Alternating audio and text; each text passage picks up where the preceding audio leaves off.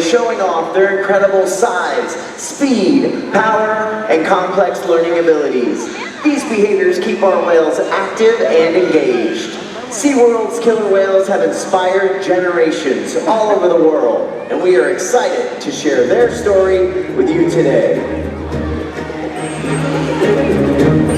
Killer whales are the ocean's top predator. They use cooperation and communication, not just size and strength, to take their place at the top of the ocean's food web. At the bottom are small animals, like krill. At the top, the apex predator, the killer whale.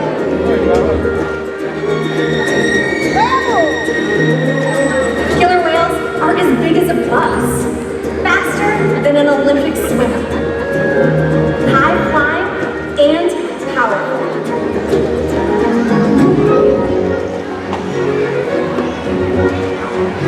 We're going to see all of that and more. These behaviors contribute to an environment that is full of enrichment. We spend days, weeks, months, years building relationships with our whales. This creates trust, and that allows us to do some amazing things. For example, when you visit the doctor, you present your arm to draw blood, or step on the scale to see how much you weigh. It's much the same with our whales. Today, we'll see the whales moving together in unison. These synchronized behaviors strengthen social bonds and enable them to problem solve as a group. Working together as a team makes them the ocean's top predator. Scientifically known as Orcinus orca, commonly referred to as killer whales. Here at SeaWorld, we like to call them Katina, Nalani, Malia, Trua, and Makaio, our killer whale family. Makaio is the youngest whale at just 11 years old, And the oldest is Makaio's mother, Katina, who this year celebrated her 45th birthday. Katina is also the matriarch, or the leader of our pod. Now here at SeaWorld, our training techniques create a language between us and the whales. It's a language of learning through positive reinforcement, encouragement, commitment, and care. Through these techniques and our relationships, the whales learn to trust us. They even learn to take an active role in their own health and well-being. Now, as you can see, Katina, the SeaWorld legend herself, has joined us here at the slide-out area, and she's demonstrating what we call a voluntary blood sample position. Now, you'll see that Justin has asked her to roll ventral or upside down and present her tail flukes to her trainer. Not only does this position give us a great look at her entire body, but it also gives us access to the blood vessels, which are easily seen on the white undersides of her tail flukes. Our veterinarians collect a blood sample at least once a month, and the whales are trained to remain calm and relaxed throughout the procedure. Now, if you watch us as trainers, we're always rubbing down the whales, sometimes on their backs or their bellies, sometimes on their flippers or their tail flukes. The whales have very sensitive skin, and this is just one way we can reward them for remaining calm throughout procedures like this. And it's also a really cool way for us to strengthen our relationships with the whales. Blood samples are just one way we can make sure the whales are staying healthy. Another important diagnostic is weigh the whales. And we are able to do that by simply asking them to slide their bodies up and out of the water, just like this. But it would be onto a giant killer whale size scale that we have in one of our adjacent pools. Now, Katina here weighs in at just over 5,000 pounds. You'll notice, though, that the portion of her body from her dorsal fin to her tail flukes is in the water right now. That is the powerhouse of the whale. It's called her peduncle. It's very muscular and very heavy. If we were to weigh Katina with her peduncle still in the water, we would not be weighing the whole whale. So we simply ask her to raise her tail up and out of the water.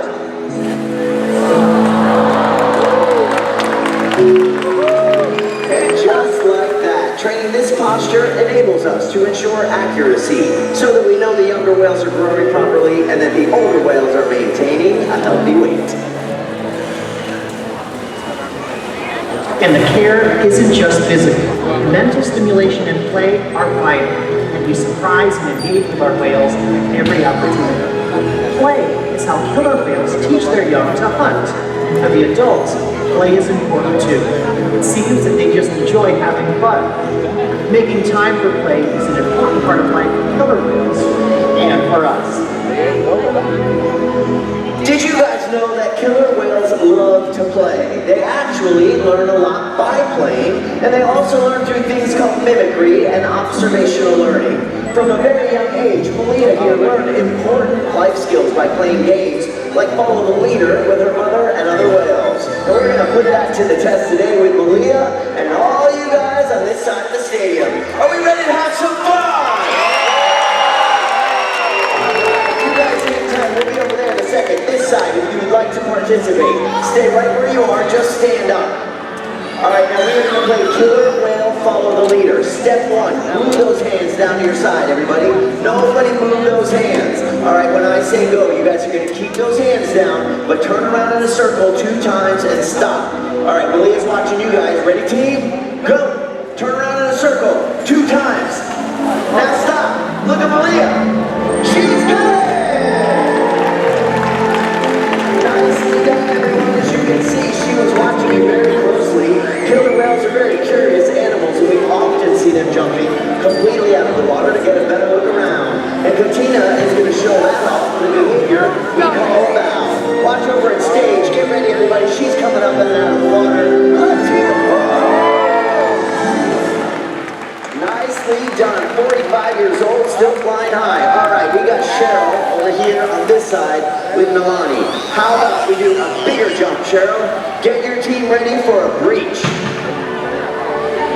All right, she's showing you guys the signal just like that when she says go. All right, we ready? 1, 2, 3, go. Nice breach signal, everyone. You even threw a sound effect in there. Nice job. Now, killer whales will breach. Like about to get a better look around, but more often than not, killer whales will breach to show off. So here she comes. Folks, let's hear it for the whales and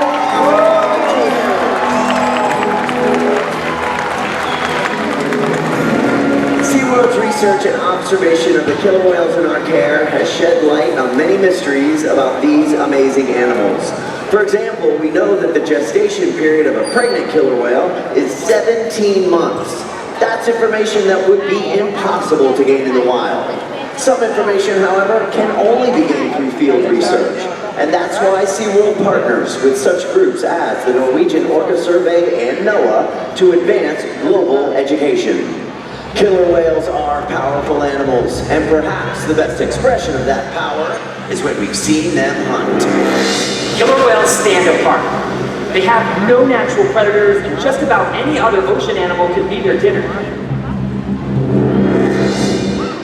Depending on where they live and their chosen prey, they've developed some epic hunting techniques. Off the coast of South America, killer whales will beach themselves, riding in on waves just long enough to catch prey.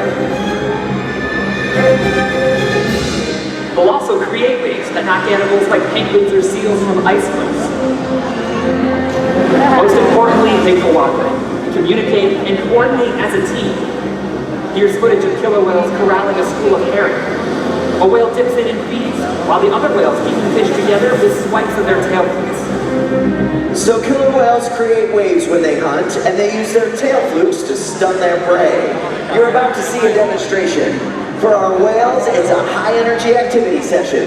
But for all of you, it means it's time to get wet.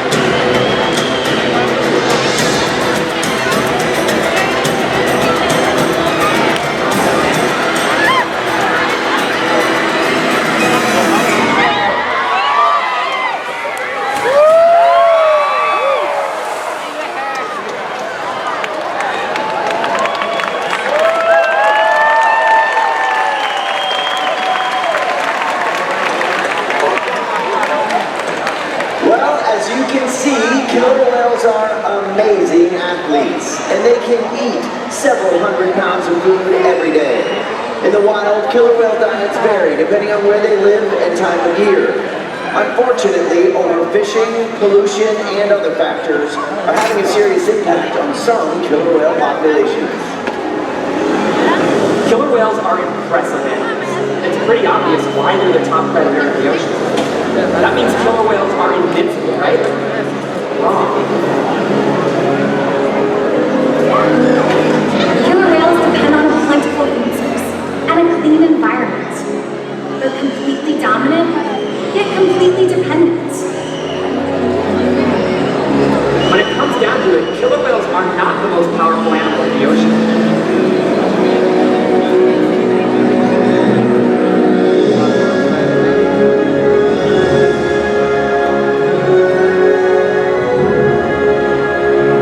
Their future depends on you.